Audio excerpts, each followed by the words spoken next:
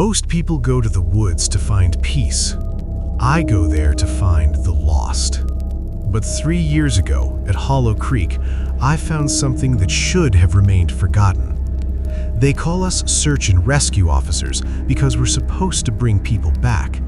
But how do you rescue someone from a place that doesn't want to let them go?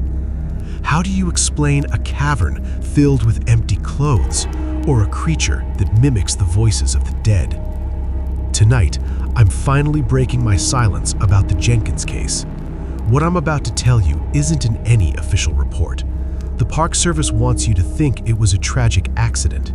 They want you to believe the Watchers are just a myth. But I have the shoes, I have the video, and most importantly, I still hear the whistling. Lock your doors, turn down the lights, and stay close, because after tonight, you'll never look at a dark tree line the same way again. I never believed in the supernatural. To me, the woods were just trees, dirt, and wildlife. My name is Elias, and I've spent 15 years as a search and rescue officer in the Pacific Northwest. I've seen things that would break most people. Hikers lost for weeks, grizzly attacks, and the harsh reality of nature. But what I encountered at Hollow Creek 3 years ago, that wasn't nature. It was something else entirely. It started on a cold October morning. I was stationed at Sector 4, a place so deep in the wilderness that your radio barely catches static. My boss, Captain Miller, called me into the office. He looked like he hadn't slept in a week. "Elias," he said, sliding a folder across the desk. "We have another one. A solo hiker named Sarah Jenkins. Her car was found at the trailhead of Hollow Creek, but she never checked out." I frowned. Hollow Creek was a beautiful spot, but it had a reputation. In the last decade, 5 people had vanished there. No bodies, no clothes, no footprints. Just gone. "I want you to head up there before the storm hits tonight," Miller added. "And Elias, stay on the marked path. Don't go near the old mining shafts." I took the file and left. I should have listened to the warning in his voice. I reached the trailhead around 2 p.m. The air was unnervingly still. Usually you hear birds, squirrels, or at least the wind. But as I stepped into the tree line, it was like someone had hit a mute button on the world. The trees here were different. Old, gnarled pines that seemed to lean toward the trail, their branches intertwining like skeletal fingers. I hiked for about 3 hours, calling Sarah's name every few minutes. "Sarah, search and rescue? Can you hear me?" Only the echo of my own voice returned. Around 5 p.m., I found something. A blue hiking backpack, sitting right in the middle of the trail. It was Sarah's. I opened it, expecting to find her ID or a map. Instead, the bag was filled with heavy, jagged rocks. And at the very bottom, tucked inside a side pocket, was her cell phone. I turned it on. The battery was at 4%. There was one video recorded at 3:14 a.m. the previous night. I pressed play. The screen was dark, the camera shaking violently. All I could hear was heavy, wet breathing. Then a voice whispered, a voice that sounded like Sarah but distorted, as if she was speaking through a mouthful of water. "It doesn't want me to leave," she whispered. "It says I have the right eyes for the collection." Suddenly, in the background of the video, a tall, pale shape flickered past the camera. Sarah screamed, a sound of pure, unadulterated terror, and the video cut to black. My blood ran cold. "Collection?" I muttered to myself. That's when I heard it. A soft, rhythmic tapping. Clack, clack, clack. It wasn't coming from the ground. It was coming from the trees above me. I stood there, frozen, staring up into the canopy of the pines. The tapping continued. Clack, clack, clack, like bone hitting wood. My flashlight beam danced nervously across the branches. And then I saw them. Eyes. They weren't glowing like an animal's eyes. They were dull, milky white, reflecting nothing. They were huge, set into a face that looked like stretched parchment. It was crouched on a branch that should have snapped under the weight of a child, This thing was easily 7 feet tall. It moved with a fluid, liquid grace that defied gravity. Before I could even draw my sidearm, it vanished into the darkness of the higher branches. No leaves rustled, no branches snapped, just gone. "Sarah?" I called out, my voice cracking. I knew she wasn't coming back, but the silence was becoming unbearable. I needed to hear a human sound. I decided to head toward the old mining shafts Miller had warned me about. If Sarah was hiding or being kept somewhere, those cold, dark tunnels were the only place left. As I hiked, the weather turned. The light rain became a torrential downpour, turning the forest floor into a muddy trap. I reached the entrance of Mine Shaft 14 around 8 p.m. The wooden supports were rotting, and a foul, metallic stench wafted from the depths. I stepped inside, the temperature dropping instantly. My flashlight hit the walls. They were covered in scratches, not animal claw marks, but words, thousands of them. Names, dates, and short sentences carved deep into the rock. It's watching. I can't feel my legs. The eyes are so beautiful. I felt a wave of nausea. This wasn't just a disappearance. This was a hunting ground.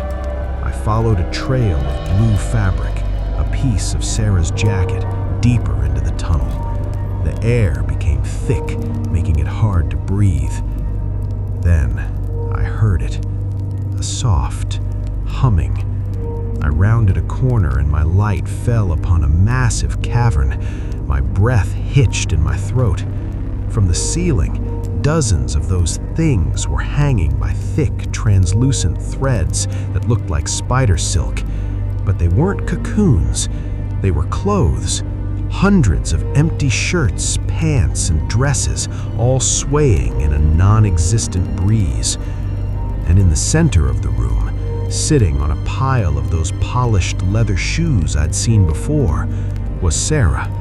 She was staring at the wall, her eyes wide and glassy. I rushed over to her. "Sarah, Sarah, it's Elias. I'm getting you out of here." She didn't move. She didn't even blink. I grabbed her shoulder, and that's when I realized she wasn't paralyzed by fear. Her eyelids had been sewn open with that same translucent silk. "Elias," she whispered, her voice barely audible over the dripping water. "Don't look up. Please, don't look up." Above us, the humming stopped. I felt a drop of something thick and cold fall onto my forehead. I wiped it away. It was black, like oil, and it smelled of decay. Slowly, against every instinct in my body, I tilted my head back. The ceiling wasn't rock. It was a mass of pale, tangled limbs. Dozens of those creatures were huddled together, their long fingers intertwined, looking down at us like a collective hive. They weren't attacking. They were waiting. I stood paralyzed. Above me, the ceiling of the mine pulsed like a living organ. Those creatures, the Watchers, began to descend. They didn't fall. They drifted down the silk threads like nightmare puppets. I grabbed Sarah's arm. "We have to move, now." She didn't resist, but she was heavy, her spirit already broken. As we stumbled toward the tunnel exit, the humming started again, but this time it was louder, vibrating through my very bones. It wasn't just a sound, it was a command. My legs felt heavy, my mind clouded with a sudden, overwhelming urge to just sit down, to join the collection. "No!" I screamed, biting my tongue until the copper taste of blood snapped me back to reality. We burst out of the mine into the freezing rain. The forest had changed. The trees seemed closer together, the trail completely swallowed by the darkness. I pulled out my radio, screaming into it, but all that came back was that distorted whistling sound from Sarah's video. Clack, clack, clack. They were out here too. They were in the trees, surrounding us. I saw a pair of milky eyes to my left, then my right. They were herding us, pushing us toward the North Ridge cliffs. I reached for my flare gun. I aimed it straight up into the canopy and fired. The crimson light illuminated the woods for a few seconds.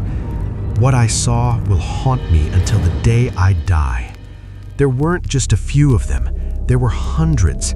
Every tree was draped with those pale, elongated figures. They weren't just watching us. They were watching each other, as if waiting for a signal to feast. The flare blinded them momentarily. I used those precious seconds to drag Sarah into a small rock crevice beneath a massive granite slab. I pressed my hand over her mouth, and we sat there in the mud, shivering, listening to the rain. Then the scratching started on the other side of the rock. Scritch, scritch, scritch. A long gray finger poked through a gap in the stones, inches from my face. It moved slowly, blindly, feeling the air. It touched my collar, then moved toward Sarah's open, unblinking eyes. I held my breath until my lungs burned. After what felt like hours, the finger withdrew. The sun finally began to bleed through the clouds at 6 a.m. As the first rays of light hit the forest floor, the silence broke. Birds began to chirp. The heavy, oppressive weight in the air evaporated. I carried Sarah back to the trailhead. She never spoke again. Not during the ambulance ride, not during the police questioning, and not in the psychiatric ward where she remains today. I resigned from the Park Service a week later. They told me I had hallucinated due to the thin air and the stress of the search. They said the silk was just a rare fungus and the creatures were just owls or shadows. But I know what I saw. Last month, I received a package in the mail. No return address. Inside was a small, dusty glass jar. When I opened it, I found two things. First, a pair of polished leather shoes, small enough to fit a doll. And second, a note written in a jagged, shaky hand. It only had 4 words. "We still need yours." I haven't slept with the lights off since, and every time I hear a floorboard creak or a branch pap against my window, I wonder, is it the wind? Or have they finally come to collect the eyes they were promised?